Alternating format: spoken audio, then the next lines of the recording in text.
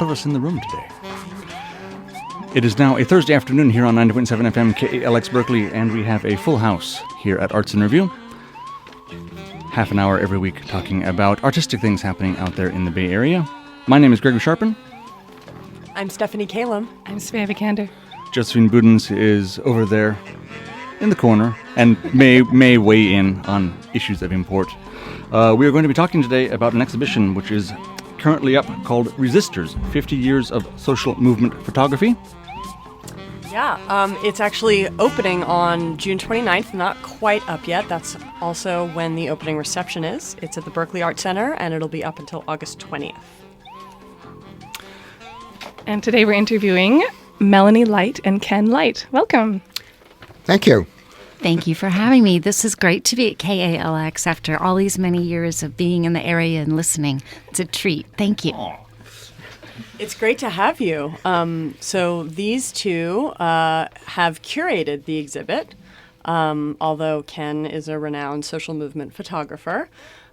They've curated this show, which starts with the free speech movement and goes all the way to the Women's March, right? Is that about right? That's right. So let's start really basic. What was the inspiration for doing this show? Well, the inspiration actually came out of the people at the Berkeley Art Center who reached out and said, this is an important anniversary for the Art Center, which is kind of an important Berkeley institution. And they really wanted to do shows that would reach out into the community. And given where we are politically in America right now, it's important, I think, to look back at what has happened in the Bay Area. And so they said, how would you like to curate this show? And crazily, as nutcases we. Oh, no, we were very excited. I was like, I think we started almost a year ago. It was like before the Women's March and all that, that whole new wave of activism. But clearly we were heading into some kind of national crisis with the election coming up. So we were excited. And then after the Women's March, it was like, oh, yes. Oh, yes. This is so important, not only just because of the history of social movements in the Bay Area, which, you know, we have a national, international reputation and history for being on the vanguard of a lot of cultural and civic rights movements. But we knew that with the new wave of political activism around now, people would be tired and people would need a good celebration, a good inspiration to know that there are people at their back historically and they should celebrate the good work they're doing now. So that's why we also added in some fun. We're having the Berkeley Fellowship of Unitarian Universalists. They have a ukulele group, and they're going to come and sing some peace songs, and then it's going to be like a little hootenanny. We get to sing along, too. So we're hoping that everyone comes and has fun with that. When's that? That's at the opening. That's at the opening. Oh, that's exciting. Which is the 29th from 6 to 8. And there also will be a number of political organizations that will be there that will have tables. And so if people are inspired, they have the ability then to find out what type of things are happening in the Bay Area. Oh, and we also have a community board. So the community board there were so many photographers, and when we put out the call to photographers in the photo community looking for work, we got a huge response. We could not include everything, and we only have, I think, 63 images in the show, which is a big show. But there were lots of people who said, I have this and I have that, and we're like, oh. And it was really Melanie's idea to create a community board where we're encouraging people to come in with snapshots printed out on your home printer, bring a picture of you at the Women's March, you protesting the war in Vietnam, you with Greenpeace, whatever that might be, and post it up on the community board. So it will not only be all these amazing photographers with their images, but people in the community. Taking a look at a survey of around 50 years, I'm wondering if you either noticed any similarities or differences between when, say, people were covering Vietnam War, people were covering the 80s, and with the changes of technology and the changes of the ease of capturing images, is there a difference in the way people are capturing images now, or is there I mean, what is continuity and what are the changes? How does that affect the conversation? I had a similar question. Yeah. Well, I can talk about one part, and one part, of course, was it's so much easier now to find images. So those people who photographed in the last 20 years have digital files. And those people who photographed 50 years ago or 40 years ago or even 30 years ago. Where's my contact sheet? Yes, where's my contact sheet? My mother threw out my negatives. My girlfriend got mad at me and trashed them. Open the door on the Open the door of the dark room. Right. So that was one of the big problems we faced, is really trying to find a mix of the 50 years. But we also noticed a difference in the way people photographed, and this was something that I think Melanie noticed a lot. Well, I think in the olden days, there were the cultural gatekeepers that used to determine what the story was and who was going to see it. And so photographers would create stories. They'd bring in like a series of pictures, and they'd be out in the field looking to make that story. But now I think people are, even if you're a professional, you're really about that one shot now that you can get into that megapixel stream and get noticed. So, and people are also more, instead of like trying to tell like, this is what these people are trying to do, it's more like, I'm here in this experience and here I am. And this is my... Look at me. Well, kind of look at me. Yeah, for sure. But also, it's really interesting. It's sort of like very personal. This is my engagement with activism. This is how I feel about it. I'm excited by it. I hate this. And so it's a really different take than sort of the removed, more academic storytelling of the past. But also, one more thing. I know we noticed that when you're using an old school camera, you have to imagine not only what the image is going to look like, because a viewfinder is not that great, but you have to translate from what you're seeing in color to black and white. People don't have to do any of that now. So it's just, there's no formal composition considerations. It's really different. And I hope that people come and really observe that as they walk through. It's fascinating to me anyway. Well, that was one of the things that I was also thinking about, sort of the boundary line between art and journalism, and what, if you're going out to take pictures of a protest or a demonstration or of a march or of anything, a war, that the mindset that you bring to it will determine what the framing is going to be. And if you're thinking of just capturing an event, or if you're actually thinking, again, formally, I don't know, and whether the lines of art and journalism blur or are even really important is another question. Well, I think that the lines do blur, but I think also one of the things that happens is the older photographers photographing the Vietnam War and 20 or 25 years after that era, they also had specific audiences they were shooting for. So they were photographing for the Berkeley Barb or Ramparts magazine or progressive leftist publications, because the mainstream media wasn't really interested visually in representing people in the 60s. In fact, they hated us. And so, but there was, in 1969, there were some 650 underground newspapers all over America, and there was Liberation News Service, and Ramparts magazine, and New Left publications. And so these photographers photographing these knew the audience, and we're looking for that moment, that decisive moment in which an iconic image could be made that kind of represented the whole thing they were observing. And I think now those publications don't exist. Yes, you can put pictures up on Facebook, and you can, Instagram and so forth. But I don't know the photographers are necessarily thinking about what is the moment that defines this. And in fact, in looking for photographs of the Women's March here in the Bay Area, which was so important, it was really difficult to find any picture that we felt was iconic. And it's an iconic event.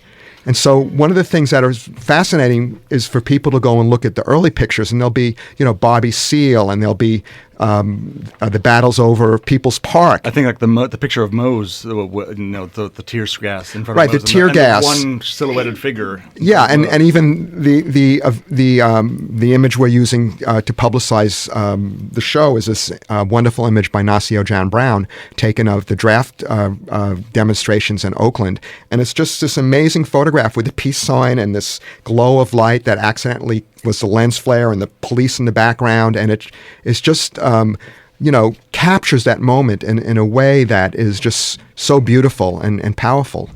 Well, another image you're using to publicize it is a photo from the 2011 Occupy shutdown of the Port of Oakland. And it's got an interesting connection for me to what you were talking about with sort of that citizen journalism and how it's different. Because I saw that image and I was like, oh, I was there. I have great photos. And my photos were on my phone, so quality, is not great. But it was an extremely picturesque event because people were sitting on shipping containers and the sun was setting and the cranes are there and there were so many people. And it really was, when I looked at that photo that you were using, I was like, oh, I was there. And it really puts into perspective the difference between citizen journalist photography and, as you were talking about, professional photography, because you're not looking for the moment, you're in the moment. It reminds me actually of the difference between when people stopped going to arena rock concerts and started going to small punk shows. And all of a sudden there wasn't the separation between them and the tiny little artists on the stage so far away. And so I'm just curious about, how did you find the photos of the modern protests? I mean, because there's so much noise, everybody's taking photos. Well, we're well connected. We're well connected in the photo community, and putting things out on Facebook and reaching out to people, and friends told friends. But there are many people like yourself who use cell phones who may have had really good pictures, or maybe had this big. The size that's of my right, thumb. two megabytes. And there were working photographers, but it was very hard to find them. Because they're not as well connected as the photographers were during the 60s, when all the photographers knew each other. And you'd go to a demonstration, you see them, you'd watch each other's back, you might even compete who could get the most interesting photograph. And now everyone has a camera, right? They carry it in their purse, their backpack, their pocket, and can take a picture. It's a different type of picture. And there are people out there with professional cameras. But they're much harder to. It was difficult. It was really, really difficult. And not every protest is as picturesque as that one. I mean, I couldn't get a single good photo at the Women's March. I mean, it was just crowd shots, at Black Lives Matter protests where it's just, yeah. You guys keep saying this about the Women's March, but I mean, there is one image that stands out to me from the Women's March, and that is a picture of an old woman saying, "I can't believe I still have to protest this stuff." Yeah. Oh, yeah. That was a good one. Yeah, we saw that one too. We didn't get a good composition of that one though, but I remember that. I know the women. I think you're right. The crowd issue was a tremendous barrier for the Women's March, just people setting up shots and doing things, and I'm just thinking also of when you're talking about iconic images. I've been trying to think in my mind over the last 5 minutes about what are the iconic images that are out there right now, and I'm thinking there's that one photo of the woman in the flowing outfit who's facing the police officer, this fully armed police officer. Marker booth. No. Yeah, I think was Louisiana. Yes. Right, and it was, I believe, I want to say it was at Associated Press, or it moved over the Associated Press wire service. Right. And it did become an iconic image. Yeah. And the problem again is, where do these pictures appear now? It's so much more limited, and it's so much. I mean, we are in a 24/7 news cycle. So in 1969, there might be an event and it could last for weeks. People would be talking about it. And now it lasts for 6 hours. Half an hour, maybe. The president makes some stupid proclamation, and the whole discussion changes to something else, and it disappears. Yeah. But I also wonder, I mean, it seems to me that there could potentially be a difference between a photographer who is going out there, who's actually sort of part of a movement and is documenting a movement and knows the players and has a personal investment in a cause, as opposed to sort of a dispassionate photojournalist who's coming in from AP or from, New York Times or whatever. And so I'm wondering if there's a difference that you've seen in that regard as well. Oh yeah, I think there's definitely a difference when you come as a passionate player and observer. You're really thinking about the moment and what's happening and how you frame it, and it's even an instinct of where to stand, and you can kind of sense what's going to happen with the audience, and how do you frame that? And I think if you just come as a photographer, a beat photographer.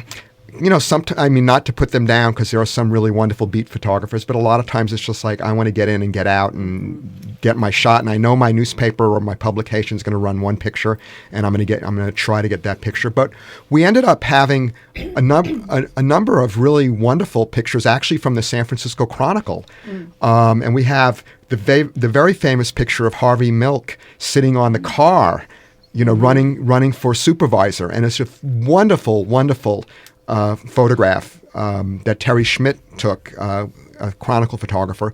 And then we have two other Chronicle photographs, both of them from the White Night riots after the assassination of the mayor and Harvey Milk, when the gay... Mayor Moscone. Mayor Moscone, thank you. When, the gay community started rioting and it trashed City Hall.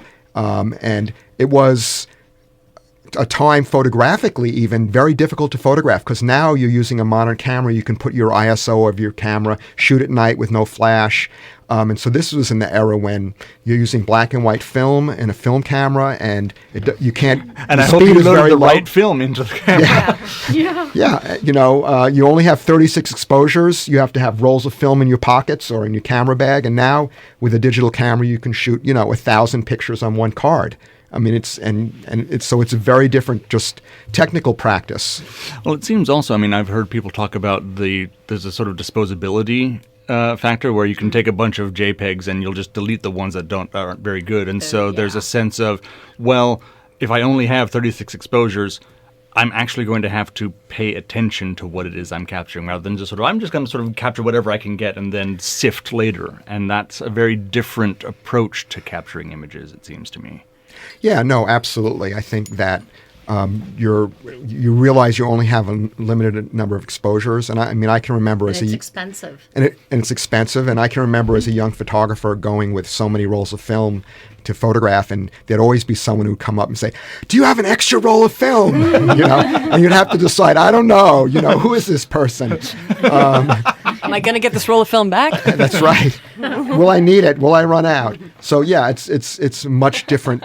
Those early days, it was a much different process. Although maybe now it's like, do you have a charger? Right. Do you have an SD card? That's right. SD, yeah.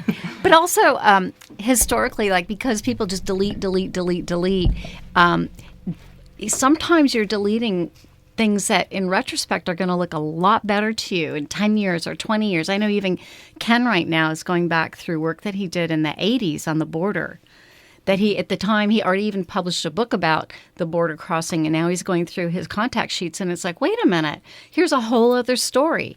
So if you've just deleted that because you weren't interested in it on that day, you've lost potentially valuable material. There was a story that I heard, and this may be apocryphal, but I believe there was when the Monica Lewinsky scandal started up, there was a story about all these photographers kind of going back through their images to see if they had any pictures of her in the White House, and the people who had digital stuff didn't have it because they thought, this is an intern, this is unimportant, Right. And the one person who shot on film had the picture. Yes, that is absolutely a true story. Yeah, and I guess one of the things about the show is also to just make a record of what people have done and inspire other people, young people particularly, the importance of recording these events, and also the responsibility of preserving them. And so in my era, as a young photographer photographing in 1969, you just have the negatives and contact sheets, and you can go back I mean, I still have those things. I can go back and find things. It's somewhat more difficult in 2017 when you're shooting digital and you hear type stories of people there. I mean, I had a student last semester came in, looked like a deer in the headlights, and her computer had crashed and she had lost 2 years of digital files of her photographs. And I said, "Didn't you have them backed up?" And she just looked at me. I know, I kept saying I was going to back them up. I'll back it up tomorrow. I'll back it up tomorrow. So, that's really one of the problems of being a photographer, particularly when you're photographing these important events, which are historical. And we need to have records of this so we can look back. Otherwise, we forget. And looking forward, I mean, we're obviously in a moment, right? I mean, well, there's some synergy there's the Dorothea Lange exhibit at the Oakland Museum of California, which Ken has some pieces in, which is The Politics of Seeing, and she was a very political photographer. But looking forward, there's a responsibility now that we have the means of distribution, right? You can take these photos and you can actually affect change, theoretically. I mean, you have something like Philandro Castile where there was documentation of what happened. But anyway, sorry. Yeah. Sorry to bring it there, but I guess but that is important. That's an important way to think about it. Yeah, I just like hearing you guys talk about how you want to inspire young photographers to save those digital files. I mean, it's the responsibility is even heavier now, because the potential to affect change is like right there. It's so much closer. So I don't know. That's just where I'm at. I don't have any question attached to that. If you don't have a picture of it, it didn't happen. Right. I mean, it's really critical. Yeah. And so I agree with you on that one. Yeah. So in the show write-up, the first 3 words are revolutionaries, protesters, resistors. And before reading that, I hadn't really realized that we had changed our language to talk about activism. I hadn't really realize that we now there's the resistance. You're a resistor. You're showing up. You might go to a protest, but even the word protester is less in usage. And revolutionary, I don't know anybody who calls themselves a revolutionary. So what's happened? Well, that seems to me almost like that's going back to the 60s and 70s where things were a lot more revolutionary, and that was more in parlance, I think. Well, that's what I'm wondering, is why has the language changed? I mean, when people are going to a protest, they're not talking about the revolution. Yeah. Mm-hmm. Well, I think Bernie talked about his revolution, right? And I think people were upset about that word revolution because it's a kind of scary word. I mean, it's come in and out of vogue. You had it during the 30s, during the Depression, when you had like the communists. They really wanted a revolution. I mean, it's a freighted word, and you have to really use it. I mean, when you say it, it means something. So I think it kind of waxes and wanes. And I don't know. We're resisting right now. We're not revolutionizing. I think, I mean, it kind of is a barometer of where we are with the activism, actually. I was thinking also about alignment with other causes in the rest of the world. I mean, there was the revolution in Cuba and other parts of the world that people felt maybe more connected to than now. Yeah, no, absolutely. Yeah. Well, also, I mean, I'm currently about to dive into a project that's dealing with South Africa and Africa as a continent in the 60s and 70s, and that was... So the word revolution is very, very loaded in my day-to-day life right now. So that seems, I guess it just depends on context and on... and there were organizations... I mean, the Black Panther Party called themselves a revolutionary party. Yeah. I mean, and they used that, and they were attacked by the FBI in counter-intel-pro activities because they did see themselves as revolutionary, and they did align with foreign countries throughout the world, and SDS and Weatherman and all these other organizations. We are unfortunately starting to run out of time. Oh. But I mean, you said there were 63 images roughly that you were able to put About 63 images will be in the show, and there also will be Artists in Conversation, which will be on Thursday, July 20th at 6 p.m. at the Berkeley Arts Center. And so that'll be a chance to meet a couple of the photographers and have this discussion like we're so wonderfully having now. We wish it could go on for another 45 minutes. But I guess just maybe to go into the curatorial process, maybe to end with the idea of what was it what were sort of like the final grades of cuts that you had to let go of? I mean, what was the final sifting in order to get down to the 63?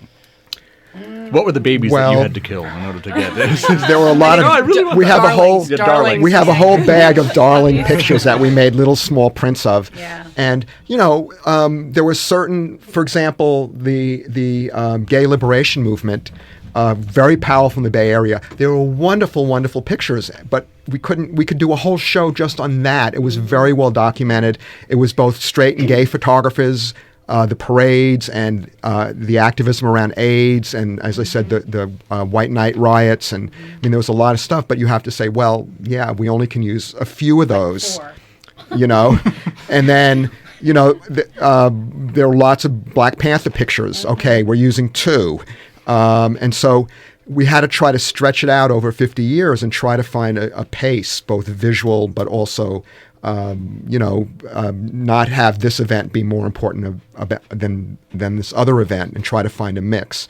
So there were a lot of really wonderful pictures that we just couldn't use. And for me, the older photographers in my generation, they were brilliant. I mean, their pictures, they just resonate even today. And there's just a wonderful picture I'm thinking of Bobby Seale, for example, where he's in a crowd and he has his hand up to his ear and there's this intense look on his face. And it's so powerful, the picture. And the moment had to be powerful, but it was a fraction of a second, but the photographer was able to capture that. And I think that's the wonderful thing of this show. All these photographers were able to capture a fraction of a second, the energy and the power of people resisting and fighting back and wanting to change the world. And even if we talk about protesters or revolutionaries or resistors, these are people who wanted to change the world. And the photographers, through their art, are really trying to capture that energy in that moment so that it will carry forward. Yeah, and I think what I love, like Dorothea Lange took a picture of a sign in a field that says, "This is your country. Don't let the big men take it away from you." And I think that this show is about that. We have to remember that, and it's an ongoing, constant struggle. We must engage. Mm-hmm. That's a perfect place to end on. We should mention the specifics once again of the show, and it also is moving, as you mentioned before we came on mic, to the journalism school here after its show at the Berkeley Arts Center. Yes, so the opening of the show is Thursday, June 29th from 6 to 8 p.m. There will be organizations there who are involved in resisting. Berkeley Indivisible will have a table there. There will be some photographers who will be selling books of their photographs, including myself. Then on July 20th at 6 p.m., we'll have the conversation with the photographers. And then when the show closes in August, half of the show will move from the Berkeley Arts Center to UC Berkeley's Graduate School of Journalism, Reva and David Logan Gallery. And we will have another opening for that. And again, probably photographers coming and talk. So it's going to be around for a while. I think it's really important for people to bring their kids. If you have kids, if you were part of this, bring your snapshots to put on the community board and come out and celebrate 50 years of resistance in the Bay Area, which is exploding again. And all that information can be found at berkeleyartcenter.org. That's art singular. I think I mistyped it the first time I typed.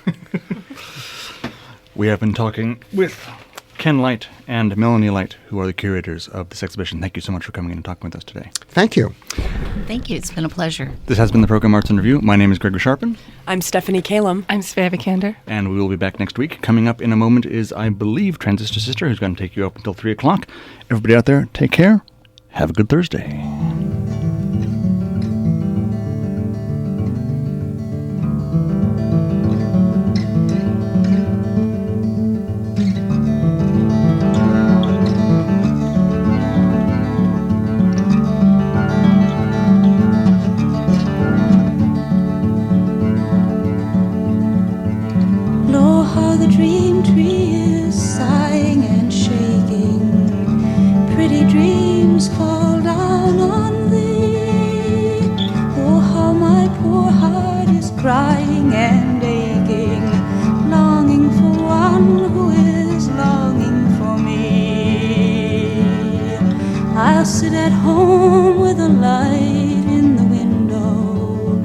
back to the fire and eyes to the sea. I sit at home with my hand on the cradle, rocking the love he has given to me. Long are the hours and long is the waiting, many the candle to stand and